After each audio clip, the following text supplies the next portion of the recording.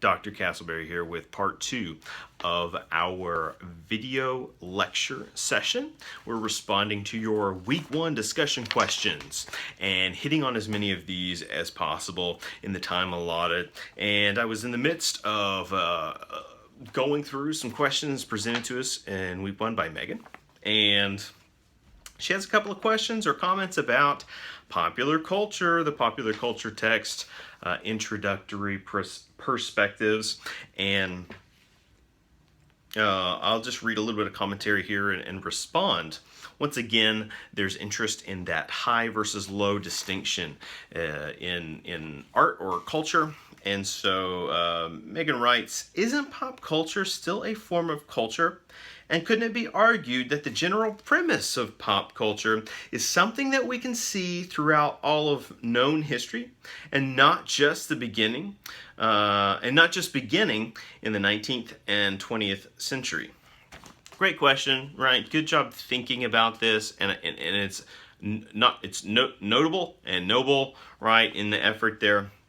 And I think the important takeaway from this chapter and what Denise is wanting to stress throughout the book is that there was initiated in Western culture specifically designation between what constitutes high culture and low culture, right? Like top shelf, bottom shelf culture, okay? And it usually had to do with class distinction, right? It was distinguishing your place in society, and so regardless of whatever PC culture and equality movements we are all about or push for or strive toward today, we have to recognize context in terms of where we come from historically. And so anyway, you've got the elements that were part of the upper class, the high culture bar, right? Art and so on. And then you had like the things that would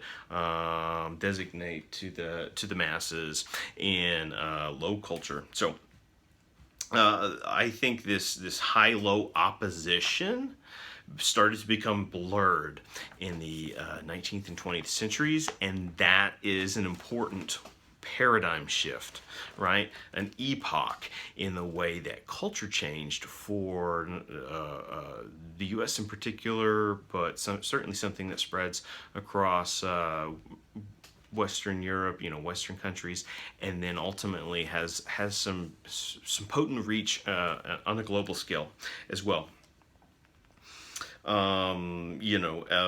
Let's see. I'll table that for now. Okay.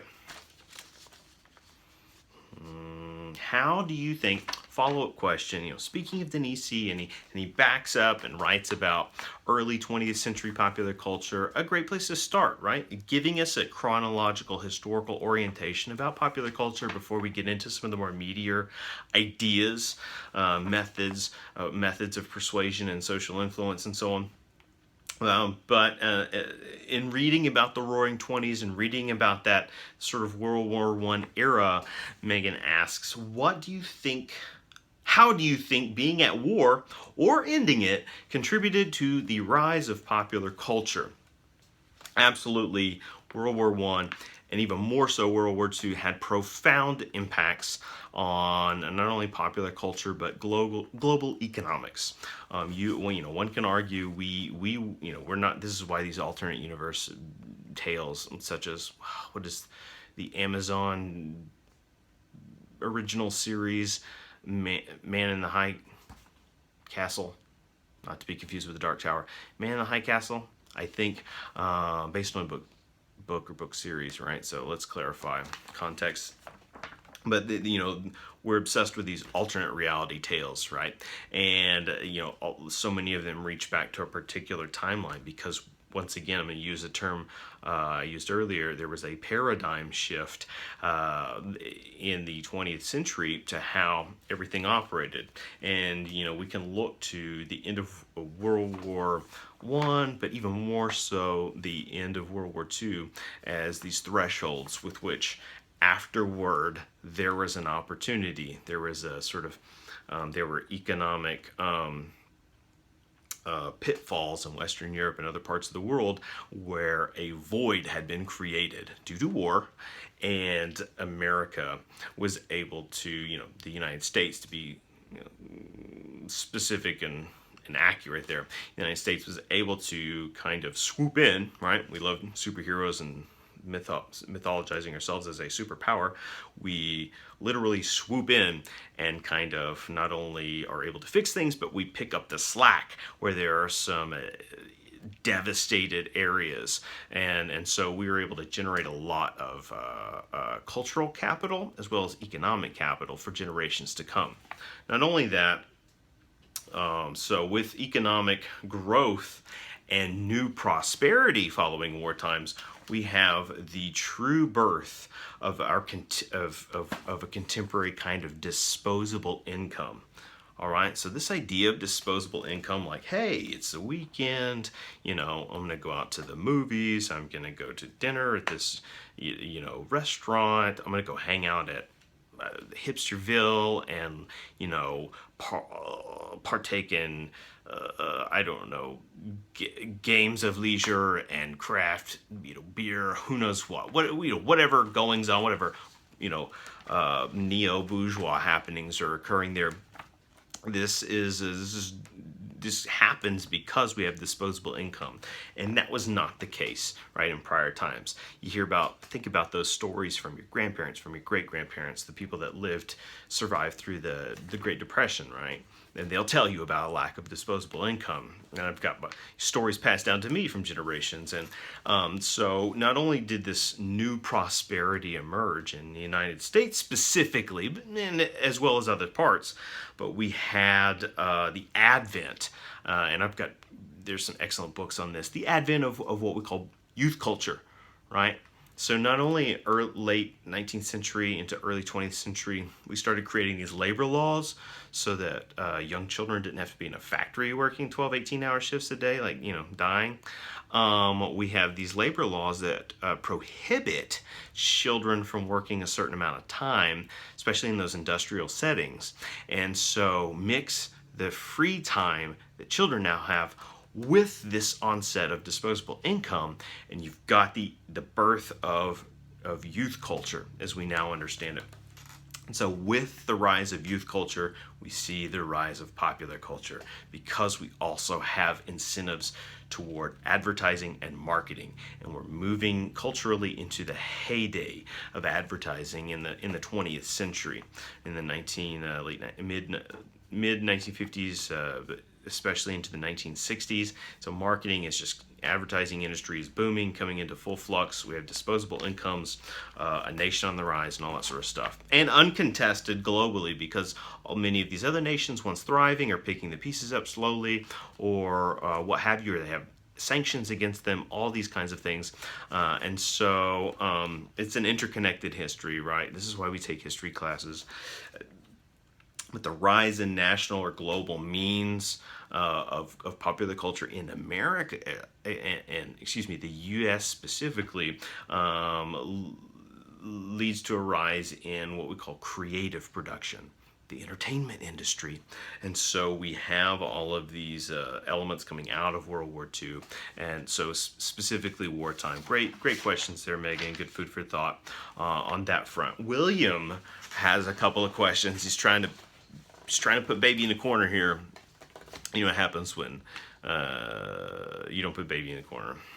You I guess Google that. I don't know. Ask your whatever. Dracula.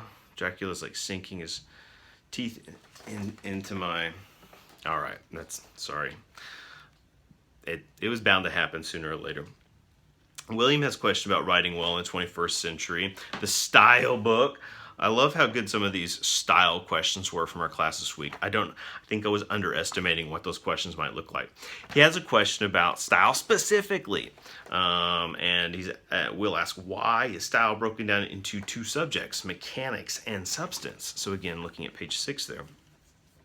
And I think why there is a why response to that, and is that you need to strike a balance between sound mechanical style and substance. In other words, substance we can think of as what you say, right? The substance of your message, whereas mechanics is how you say it. And so we need to learn how to control and modify both to maximize our persuasive potential with a given audience. William also asked about popular culture. Again, the high level distinction. And so, twist of approach here is when on the subject of levels of culture, subsection in the chapter, which one appeals to you, high or low or why? And so, the short end of it is both matter because history is so important in context. If context matters, then both matter to a certain degree. But not only does both high and low culture matter, but so does the blurring of the two. So here's something to think about. Comic books, superheroes. I've already made mention of that when talking about the cultural history of the United States. And one of the advents that exploded after World War II, during and after World War II, was the popularity of comics. And so comic books, specifically the little thin paper magazines, spread like wildfire, and not only were they distributed to soldiers, and that resulted in a lot of popularity coming home. They become a kind of nostalgic artifact that a generation or two really cultivated a material object relationship with, but children born in those years immediately following World War II were introduced to a world, again, back to disposable income, where comics proliferated, right? And not just superhero stories, but even government books, books that would coincide with the Red Scare and the government crackdown on censorship. And so there's a fascinating history with the material culture of comic books in America.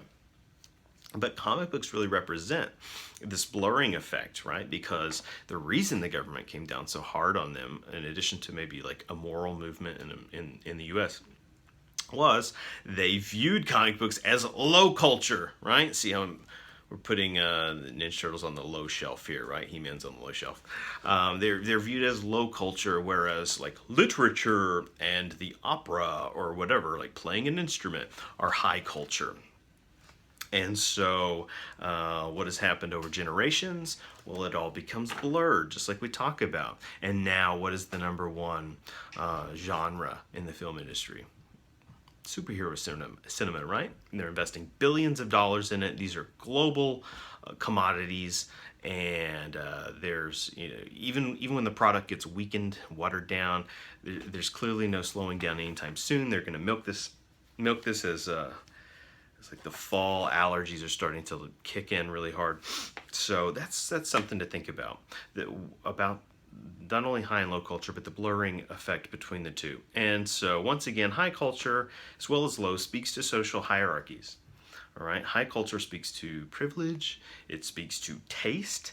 It speaks to the illusion of being special, as we struggle with, right? We all struggle with that kind of tension, the id and the ego.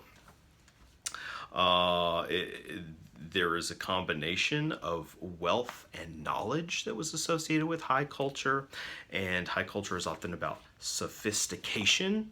Okay, and so that these are these upright designated terms that were referred to. And so to become cultured in that sense was a process of acquiring a certain taste or an ability to distinguish things, right? This is why the literary critic was such an astute position. But you know what? This is why we play such a pivotal role now as media critics, right? As interpreters of communication, exchange, and language. We kind of hold these keys, and we can help not only distinguish between high and low culture, we can identify areas of blurred culture, and we can play that role in blurring it as we explore that together. All right, more to come. We'll see you shortly.